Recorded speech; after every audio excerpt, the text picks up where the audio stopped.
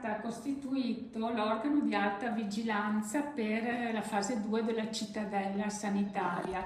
Qual è il motivo di questa costituzione e qual è il motivo della costituzione oggi?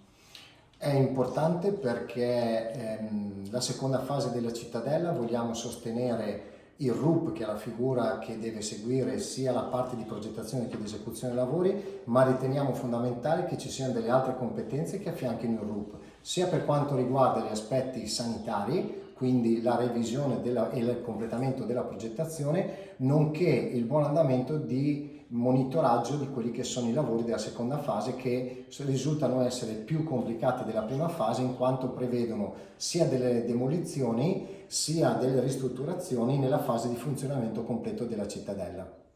Nella delibera è previsto che l'organismo e il tavolo tecnico possano servire anche a adeguare i servizi alle esigenze attuali. C'è già l'idea di modificare qualcosa rispetto a quello che inizialmente era stato previsto? Allora, l'involucro per quanto riguarda la dimensione e le funzioni macro rimane il medesimo, mentre evidentemente dopo 10-12 anni le conoscenze sono cambiate, l'organizzazione è cambiata e quindi anche l'adeguamento di quella che è la scatola edilizia ai servizi sanitari si rende necessaria e obbligatoria.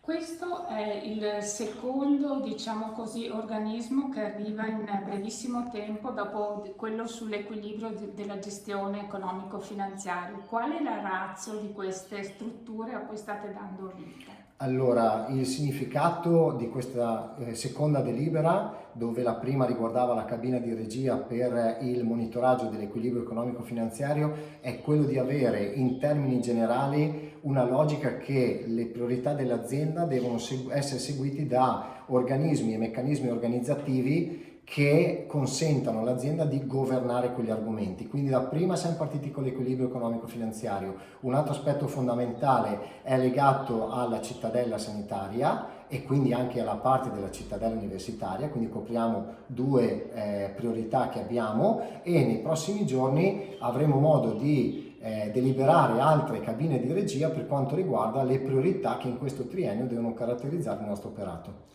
Quindi quello che si va delineando è un governo dell'azienda che passi per delle cabine di regia in modo da tenere i vari elementi sotto controllo. Allora, per quanto riguarda il nominativo lo chiamiamo cabine di regia, ma nel caso specifico della cittadella il nome dell'organismo era già previsto in concessione, quindi abbiamo dovuto utilizzare quel nome proprio per vincolo contrattuale. Ma diciamo che in generale l'obiettivo è quello di avere un meccanismo organizzativo che ci aiuti a governare. Perché? Perché riteniamo che il governo di un'azienda così importante debba essere il contributo di più professionalità. Non ritengo che un individuo possa avere quel carico di responsabilità ed esercitare il ruolo senza avere competenze a fianco. Il caso della cittadella rappresenta il caso estremo dove il RUP deve essere affiancato da tutte le competenze tecnico-amministrative e sanitarie, perché ripeto non è un'opera edilizia, non è nemmeno un ospedale, ma è la cittadella sanitaria.